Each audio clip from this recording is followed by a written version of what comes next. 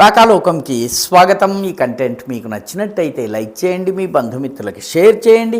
ఇప్పటి వరకు సబ్స్క్రైబ్ చేసుకోకపోతే సబ్స్క్రైబ్ బటన్ని నొక్కండి. అదేవిధంగా బెల్ ఐకాన్ని కూడా తప్పనిసరిగా నొక్కండి. జై హింద్. మహారాష్ట్రలో అజిత్ పవార్ విషాదాంతం తరువాత అత్యంత విషాదకర పరిస్థితుల్లో ఆయన హఠాన్మరణం చెందిన తరువాత ఆయన సతీమణి సునేత్ర పవార్ ఉప ముఖ్యమంత్రిగా చాలా నాటకీయంగా అత్యంత వేగంగా జరిగిన పరిణామాల్లో పదవీ ప్రమాణ స్వీకారం చేశారు. ఆమెని శనివారం నాడు అంటే జనవరి 31వ తారీఖు నేషనలిస్ట్ కాంగ్రెస్ పార్టీ సమావేశమైంది. ఆమెను నాయకురాలుగా ఎన్నుకున్నారు. ఆ తర్వాత ఆమెను ఉప ముఖ్యమంత్రిగా మంత్రివర్గంలోకి తీసుకుంటూ ఉప ముఖ్యమంత్రి హోదా ఇచ్చి ప్రమాణ స్వీకారం చేయించడం జరిగింది. దేవేంద్ర ఫడ్నవీస్ చాలా వేగంగా ఈ పరిణామాలు జరిగేలా చూశారు. ఎందుకంటే మహారాష్ట్ర రాజకీయాల్లో చాలా కీలకమైనటువంటి మార్పులు జరుగుతున్నటువంటి సమయంలో అజిత్ పవార్ హఠాన్మరణం చెందారు. అజిత్ పవార్ శరద్ పవార్ గ్రూపుని తనలో విలీనం చేసుకునే ప్రయత్నం చేస్తూ వచ్చారు. వాస్తవానికి మున్సిపల్ ఎలక్షన్స్లో జిల్లా పరిషత్ కాదు గ్రామ పంచాయత్ అదేవిధంగా మున్సిపల్ కార్పొరేషన్లు మున్సిపల్ ఎలక్షన్స్ ఏవైతే జరిగినాయో వాటిలో ఈ రెండు నేషనలిస్ట్ కాంగ్రెస్లు కలిసి పోటీ చేశాయి. పుణేలో కానీ పింప్రి చించువాడ్ కానీ ఈ ప్రాంతాలన్నింటిలో కూడా కలిసి పోటీ చేశాయి. అయినప్పటికీ ఫలితాలు ఆశించిన రీతిలో ఈ రెండు పార్టీలకి రాలేదు. శరద్ పవార్కి అయితే కేవలం 36 స్థానాలు రాష్ట్ర వ్యాప్తంగా 36 వార్డులు మాత్రమే గెలుచుకోగలిగింది. అజిత్ పవార్ కనీసం ఒక 140 వరకు 146 సీట్లు ఆయన గెలుచుకోగలిగారు. అజిత్ పవార్ ఇప్పుడు లేరు కాబట్టి పార్టీ విలీనానికి సంబంధించినటువంటి చర్చలు వేగం పుంజుకున్నాయి. అఫీషియల్గా నేషనలిస్ట్ కాంగ్రెస్ పార్టీగా ఎన్నికల సంఘం కానీ న్యాయస్థానాలు కానీ గుర్తిస్తున్నది అజిత్ పవార్ నాయకత్వంలోని పార్టీగా. దానికే గడియారం గుర్తు కూడా దానికే ఇవ్వడం జరిగింది. శరద్ పవార్ గ్రూప్ని స్ప్లింటర్ గ్రూప్గా చీలిక వర్గంగా మాత్రమే పరిగణించడం జరుగుతుంది. కాబట్టి శరద్ పవార్ నాయకత్వంలోకి అజిత్ పవార్ గ్రూపు వెళ్లకుండా ఉండడము ఒక బీజేపీ పరంగా చూసినట్టయితే చాలా ముఖ్యమైనటువంటి జరగవలసినటువంటి పని. శరద్ పవార్తో గనక కలిసినట్లయితే అజిత్ పవార్ అయితే శరద్ పవార్తో ఎంతో కొంత మ్యాచ్ చేయగలిగే పర్సనాలిటీ ఉండేది. లేకపోతే ఇప్పుడు పార్టీ నాయకత్వము శరద్ పవార్ నాయకత్వంలోకి వెళ్తుంది, చేతుల్లోకి వెళ్తుంది. Sharad Pawar will call the shots. కాబట్టి అది జరగకుండా నిరోధించాలి. రెండవది నేషనలిస్ట్ కాంగ్రెస్ పార్టీలో చీలికలు రాకుండా, ఎందుకంటే ప్రఫుల్ పటేల్ వర్గం ఉంది, ఛగన్ భుజ్బల్ వర్గం ఉంది. ఇటువంటి చిన్న చిన్న నాయకులు ఎవరైతే స్థానికంగా బలం ఉన్నటువంటి నాయకులు ఉన్నారో వీళ్ళు పార్టీని చీల్చే ప్రయత్నం చేయవచ్చును, లేదా శరద్ పవార్ వైపు వెళ్ళే ప్రయత్నం చేయవచ్చు. కాబట్టి పార్టీని ఇంటాక్ట్గా ఉంచటము అవసరం. కాబట్టి పార్టీ చీలికలు లేకుండా ఒక తాటి మీద ఉండాలన్నట్టయితే ఈ సెంటిమెంట్ ఉన్నటువంటి సమయంలోనే, ఈ విషాద సమయంలోనే తక్షణము నెక్స్ట్ నాయకుడిని ఎంచుకోవాలి. ఆ నెక్స్ట్ నాయకత్వము సునేత్ర పవార్కి ఇవ్వాలి. ఎందుకంటే సునేత్ర పవార్ని పార్టీలో అందరూ కూడాను వహిని అంటారు.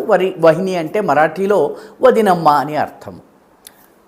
కాబట్టి అందరి గౌరవం పొందినటువంటి వ్యక్తి ఈ విషాద సమయంలో పార్టీకి ఒక ఆశాజ్యోతిలాగా లేకపోతే ఒక ర్యాలీయింగ్ పాయింట్ లాగా ఉండే వ్యక్తిని తక్షణము పార్టీ నేతగా ఎంచుకోవాలి. నేతగా ఎంచుకున్న తర్వాత ఆమెను ఉప ముఖ్యమంత్రి చేయాలి. అప్పుడు పార్టీ చీలకుండా ఉంటుంది. ఇది రెండవ ముఖ్యమైనటువంటి పని బీజేపీ దృష్ట్యా ఆలోచించినట్టయితే. దీని ద్వారా శరద్ పవార్ వర్గాన్ని కొంచెం దూరం ఉంచడానికి వీలవుతుంది. ఒకవేళ విలీనమైనట్లయితే సునేత్ర పవార్ యొక్క టర్మ్స్ని అంగీకరించి విలీనం కావలసినటువంటి పరిస్థితి వస్తుంది. శరద్ పవార్ ఆల్రెడీ 80వ దశకంలో ఉన్నారు. ఆయన వయస్సు 80 దాటిపోయింది. పర్యవసానంగా ఆయన యాక్టివ్గా క్రియాశీలకంగా గ్రౌండ్ లెవెల్లో పనిచేసే పరిస్థితి లేదు. కాబట్టి విలీనం గనక అయినట్టయితే సుప్రియా సూలే కేంద్రంలో మంత్రి కావచ్చును, కానీ రాష్ట్రంలో సునేత్ర పవార్ ఉన్నట్లయితే అది బ్యాలెన్స్ అవుతుంది. ప్రస్తుతం సునేత్ర పవార్ రాజ్యసభ సభ్యురాలుగా ఉన్నారు. కాబట్టి ఆమెని రాజీనామా చేయించాలి. ఆమె స్థానంలో కుమారుడైనటువంటి పార్థ, అతను ప్రస్తుతము ఎమ్మెల్యేగా పోటీ చేసి ఓడిపోయారు కాబట్టి ఆయనను అక్కడికి తీసుకువెళ్ళడం, ఈ రకమైనటువంటి సెట్టింగ్ చేయవలసిన పొలిటికల్ సెట్టింగ్ చేయవలసిన అవసరం ఉంది. అట్ ది సేమ్ టైం అంటే నేషనలిస్ట్ కాంగ్రెస్ పార్టీలో ఉన్నటువంటి మిగతా నాయకుల్ని కంట్రోల్ చేయటము, శరద్ పవార్ని కంట్రోల్ చేయటం, శరద్ పవార్తో విలీనమై ఆయనది పైచేయి కాకుండా చూడటము, ఎక్కువ సీట్లు గెలిచిన పార్టీగా నేషనలిస్ట్ కాంగ్రెస్ పార్టీ గడియారం గుర్తున్నటువంటి అజిత్ పవార్ వర్గంది పైచేయిగా ఉండేలా చేయటము. మూడవ అతి ముఖ్యమైనటువంటి పని ఏంటంటే సునేత్ర పవార్ని కలుపుకోవడం వల్ల నేషనలిస్ట్ కాంగ్రెస్ పార్టీ వెంట ఉండడం వల్ల ఏకనాథ్ షిండేలో ఈ మధ్య వస్తున్నటువంటి విపరీత ధోరణులు ఏవైతే ఉన్నాయో ఆ ధోరణులకు పగ్గం వేయడానికి వీలవుతుంది. బీజేపీ సొంత బలం మీదనే ప్రస్తుతం ప్రభుత్వాన్ని నడుపుకునేటటువంటి స్థితిలో ఉంది. కానీ మున్సిపాలిటీలు, గ్రామ పంచాయతీలు, మున్సిపల్ కౌన్సిల్స్, కార్పొరేషన్స్ వీటి ఎన్నికల్లో ఏకనాథ్ షిండే కొంత మొండి వైఖరిని అవలంబిస్తున్నారు. కాబట్టి ఏకనాథ్ షిండేకి ఒక కౌంటర్ బ్యాలెన్స్ అవసరం. ఆ కౌంటర్ బ్యాలెన్స్గా సునేత్ర పవార్ నేషనలిస్ట్ కాంగ్రెస్ పార్టీ ఉంటుంది. ఏకనాథ్ షిండే కనుక బాలాసాహెబ్ ఠాకరే కుమారుడైనటువంటి ఉద్ధవ్ ఠాకరే గ్రూపులో కలిసినట్లయితే, ఎందుకంటే ముంబై వంటి చోట్ల ఏకనాథ్ షిండే కన్నా ఎక్కువ సీట్లను, ఎక్కువ కార్పొరేటర్లను ఉద్ధవ్ ఠాకరే గ్రూప్ గెలుచుకుంది. కాబట్టి ఒకవేళ వీళ్ళిద్దరూ కలిసినా కూడాను మేయర్ పదవి గెలిచే పరిస్థితి లేదు. మేయర్ పదవి కనుక గెలవాలనుకున్నట్టయితే ఉద్ధవ్ ఠాకరేకి ఇవ్వాలి. కాబట్టి ఏకనాథ్ షిండేకి ఆప్షన్ లేనటువంటి పరిస్థితి ఉంది. మీరా భయందర్లో కాంగ్రెస్తో చేతులు కలిపేందుకు ఆయన ప్రయత్నం చేస్తున్నారు. మీరా భయందర్ మున్సిపల్ కార్పొరేషన్ ఏదైతే ఉందో దానిని కూడాను నియంత్రించాలన్నట్లయితే సునేత్ర పవార్ నాయకత్వంలో ఉన్నటువంటి ఈ గ్రూపు కౌంటర్ బ్యాలెన్స్గా పనిచేస్తుంది. అన్నిటికన్నా ముఖ్యమైన విషయం ఏంటంటే మరాఠా ఓటర్స్. మహారాష్ట్రలో మరాఠా కున్బీ పరంపరాగతంగా రాజకీయంలో మొదటి నుంచి కూడా వాళ్ళే పైచేయిగా ఉన్నారు. ఎక్కువ మంది ముఖ్యమంత్రులు యశ్వంతరావు చౌహాన్ దగ్గర నుంచి, వసంత్ దాదా పాటిల్ దగ్గర నుంచి, శరద్ పవార్ కావచ్చును, విలాస్ దేశ్ముఖ్ కావచ్చును, వీళ్ళు పృథ్వీరాజ్ చౌహాన్ కావచ్చును, వీళ్ళందరూ ముఖ్యమంత్రులు కూడా మరాఠా కున్బీ సామాజిక వర్గం నుంచి వస్తారు. కాబట్టి మరాఠా కున్బీ వర్గము తమను ఈ ప్రభుత్వము పక్కన పెట్టేసిందన్న భావం కలగకుండా ఉండాలన్నట్లయితే సునేత్ర పవార్ని ఉప ముఖ్యమంత్రి చేయటము ఒక చాలా ఇంపార్టెంట్ స్టెప్ అవుతుంది. దీనివల్ల ఈ మరాఠా కున్బీ ఓట్లలో కొంత ఈవిడ వైపు, కొంత శరద్ పవార్ వైపు, కొంత కాంగ్రెస్ వైపు వెళ్ళి ఓవరాల్ పొలిటికల్ ఈక్వేషన్ దెబ్బతినకుండా ఉంటుంది. కాబట్టి ఇది చాలా ముఖ్యమైనటువంటిది. ఇవన్నీ కూడాను దేవేంద్ర ఫడ్నవీస్ ఆలోచించి ఈ మొత్తము చర్యల్ని చేపట్టడం జరిగింది. పర్యవసానంగా ఒకవేళ గనక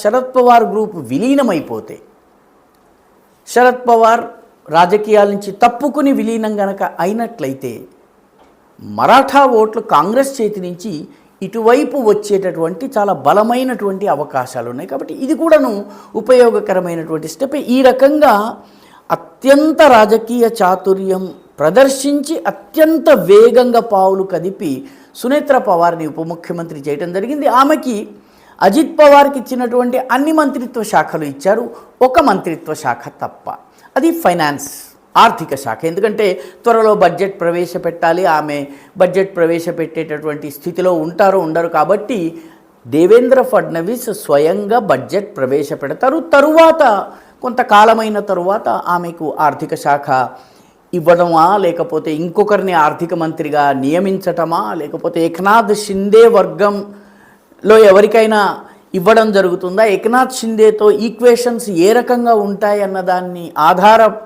దానిపైన ఆధారపడి ఏమి చేయవచ్చును అన్నది తరువాత జరిగేటటువంటి చర్య. కానీ మొత్తం మీద దేవేంద్ర ఫడ్నవీస్ అత్యంత వేగంగా మూవ్ కావడం, ఒక రకంగా చాలా వేగంగా ఆయన పనిచేశారు. ఎందుకంటే శరద్ పవార్ ఆమె ఉప ముఖ్యమంత్రి కాబోతుందన్న విషయం నాకు తెలియదు, నాకెవరూ చెప్పలేదు అని ఆయన తెలియజేశారు విలేకరులతో మాట్లాడుతూ. అంటే కుటుంబం పరంగా ఒక్కటైనప్పటికీ రాజకీయంగా ఈ రెండిటి మధ్య ఉన్నటువంటి తేడా అలాగే ఉంది.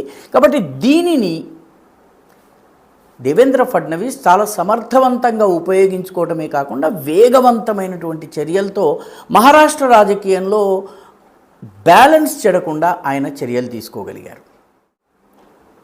ఈ వీడియో మీకు నచ్చినట్టయితే లైక్ చేయండి, షేర్ చేయండి, ఈ ఛానల్కు సబ్స్క్రైబ్ చేయండి. మీ అభిప్రాయాన్ని కమెంట్ల రూపంలో తప్పనిసరిగా పంపించండి.